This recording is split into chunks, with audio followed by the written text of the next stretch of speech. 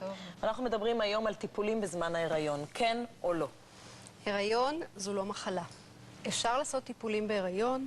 משבוע 12, אישה, כשמתחילה הריון, הגוף עובר שינויים, אם זה במערכת כלי הדם, מערכת העיכול, האגן, ומאוד חשוב שאישה תעבור טיפולים במהלך ההיריון.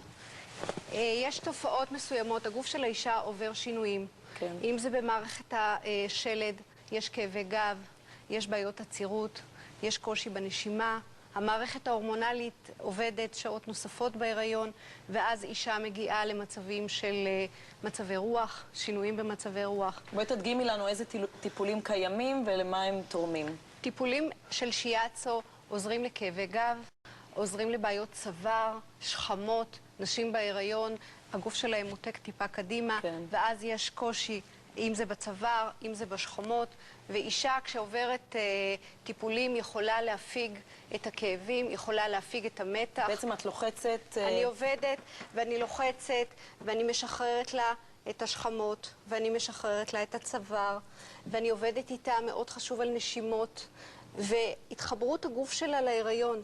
נשים היום הן נשים עובדות, נשים מאוד עסוקות, והן עוברות את ההיריון בלי לשים לב לפעמים לגוף, שצריך לתת לו הילוך טיפה יותר נמוך. ובכל זאת, יש סיכונים בסוגים שונים של טיפולים?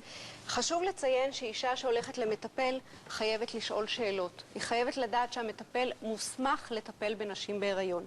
כי כן, יש נקודות מסוימות שכשעובדים עליהן, למשל פה בכתפיים, כן. יש לנו צורך אדיר לגעת בכתפיים, אבל יש כאן נקודה שכשלוחצים עליה במהלך ההיריון, היא יכולה לגרום לצירים מוקדמים.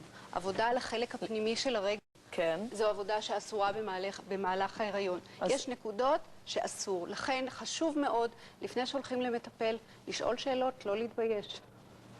כרמי, תודה רבה לך, ובהצלחה בהמשך ההיריון. תודה.